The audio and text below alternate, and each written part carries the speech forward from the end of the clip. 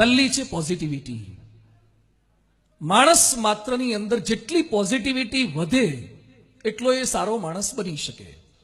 જેમ બેટરીની અંદર, સેલની અંદર પ્લસ પણ હોય અને માઇનસ પણ હોય, એમ પ્રત્યેક માણસમાં પ્લસ પણ હોય અને માઇનસ પણ હોય. જેમ આ સમારંભમાં તમે અહીંયા આવ્યા છો તો કેટલુંક તમને પ્લસ લાગશે, પણ ક્યાંક નાની એવી ક્યાંક ખામી રહી ગઈ હોય તો કદાચ માઇનસ પણ તમને લાગી શકે. પણ આપણો જોવાનો અભિગમ એક બદલી નાખીએ, તમને પ્લસ દેખાય તો તમારું પ્લસ વધે. તમને પ્લસ દેખાય તો તમારું પ્લસ વધે. તમે જેટલું પોઝિટિવ છે એની વાતો કરો તો તમારી પોઝિટિવિટી વધતી જાય. આજે બે જણા ભેગા થાય ત્યારે વાતો શેની થાય છે? લગભગ આપણા છાપા વાંચીએ, લગભગ ટોળા ભેગા થાય બાઇક પર ત્યારે વાતો શું થાય છે? બસ હવે દેશ બગડી ગયો છે, કોઈ નેતાઓ સારા નથી, કોઈ સ્કૂલોના સંચાલકો સારા નથી, ડોક્ટરો ખોટા ઓપરેશન કરે છે, વકીલ તો ફી લઈને ખોટાને ખરો ને ખરાને ખોટો કરી નાખે છે, ખેડૂતો ખોટા ધંધા કરે છે, સરકારી અધિકારીઓ કેવળ પગાર લે છે અને કામ નથી કરતા, આ સાધુ સંતો લાડવા ખાકા કરે છે અને કશું સમાજનું ભલું નથી કરતા. બે પાંચ માણસો ભેગા થઈને જે વાતો કરે સાંભળો ને તો તમને એમ જ લાગે કે પૃથ્વી પર હવે કોઈ સારું જ નથી એના સિવાય. એના સિવાય માણસ માત્રની વૃત્તિ આ છે, દુનિયામાં સારું છે એની શા માટે વાતો નહીં? અબ્દુલ કલામ ઇઝરાયલ પધાર્યા હતા વર્ષો પહેલા.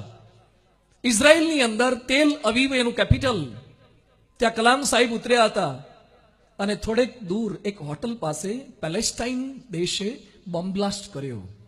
ઇઝરાયલના કેટલાક માણસો મરી ગયા. કલામ સાહેબે વિચાર કર્યો કે આવતીકાલે ન્યૂઝપેપરની અંદર ઘટના આ હશે કે પેલેસ્ટાઇન વાળા ઇઝરાયલમાં ધડાકો કર્યો ને આટલા માણસો મરી ગયા. કલામ સાહેબે ઇઝરાયલનું ન્યૂઝપેપર ખોલ્યું તો ફ્રન્ટ પેજ ઉપર આતંકવાદના સમાચાર નહોતા.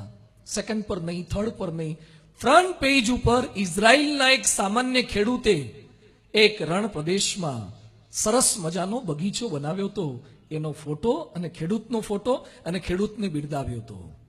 અને પાંચમા પાના ઉપર અંદરના ભાગની અંદર એક નાનકડા સમાચાર કે પેલેસ્ટાઇન વાળાએ બોમ્બ બ્લાસ્ટ કર્યો અને આપણા આટલા માણસ મૃત્યુ પામ્યા છે. કલામ સાહેબ પોતાની બુકમાં નોંધે છે કે આ જ ઘટના જો મારા ભારતમાં બની હોત તો ફ્રન્ટ પેજ પર શું હોત? ખરાબ ઘટના બને પણ એને તમે કઈ રીતે મૂલવો છો? આપણા સૌ કોઈની જીવનની અંદર પણ ખરાબ પાસું છે, પણ એને જે ઢાંકે છે, સારા પાસાને બહાર લાવે છે. આપણે સારા બનવું હોય તો હંમેશા પોઝિટિવ વાતો કરવી, પોઝિટિવ વાતો સાંભળવી, પોઝિટિવ જોવું. અહીંયા બેઠેલા બધાને અનુભવ છે કે તમે ન્યૂઝપેપરનો એક ખરાબ અશ્લીલ ફોટો જોયા પછી તમારા મનમાં ફેરફાર થાય છે કે નહીં કોઈને કહેતા નહીં, જરા નોંધજો. રોડ પર લગાવેલું નગ્ન હોર્ડિંગ્સ જોયા પછી કે યુટ્યુબ પર કે વેબસાઇટ ઉપર ખરાબ વેબસાઇટ પર ઓનલાઈન થયા પછી તમને હેરાન નથી કરતી? જેટલી ખરાબ વસ્તુ જોશો, સાંભળશો એ તમને હેરાન કરે જ. એક નિર્જીવ ફોટોગ્રાફ સજીવને હલાવી નાખે. જેટલી પોઝિટિવ વસ્તુ આપણી અંદર જાય એટલી આપણી પોઝિટિવિટી વધતી જશે. સારા છે, મારે સારા થવું છે, હું શું કરી શકું? આ પ્રયત્ન કરવાનો છે. બધું જ બગડી ગયું છે પણ હું શું કરી શકું? What's my role for the nation, for the society, for the country? આ જો વિચાર રે એ પોઝિટિવિટી છે. આ કરવાનો અભિગમ આપણે રાખીએ તો યુવા જ્ઞાનોત્સવ છે. કોઈકમાં હોય નેગેટિવિટી તો હોય, એને ન જોઈએ. પાઇનેપલ બહારથી રફ છે, કાંટાવાળું છે, વાઘે એવું છે, પણ પાઇનેપલના કાંટા કાઢી નાખો અને પછી જો એના પીસ બનાવીને મોઢામાં મૂકવામાં આવે તો મજા આવે એવું છે. નેગેટિવિટી કાઢી નાખી, પોઝિટિવિટી રાખી. નાળિયેર બહારથી કેવું છે, બહુ બરછટ છે, એની છાલ કાઢી નાખી, એને તોડી નાખી, અંદરથી કોપરું ખાધું, નેગેટિવિટી કાઢી નાખી અને પોઝિટિવિટી લઈ લીધી. અરે લીલું નાળિયેર હોય, લીલું નાળિયેર તો તૂટે એવું નથી, માથામાં મારે તો માથું ફોડી નાખે એવું છે.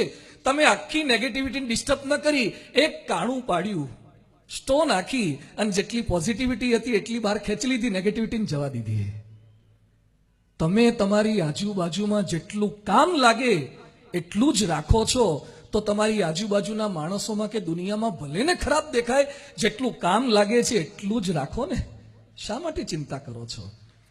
દુનિયા બગડી ગઈ છે, જમાનો બગડી ગયો છે, દેશ બગડી ગયો છે. ભારતની ટીકા કરનારા વિદેશીઓ જેટલા છે એના કરતા ભારતીયો જાજા છે. ભારતની ટીકા કરનારા જેટલા વિદેશીઓ છે એના કરતા ભારતીયો જાજા છે. આપણને જ આપણા દેશની અસ્મિતા ના હોય.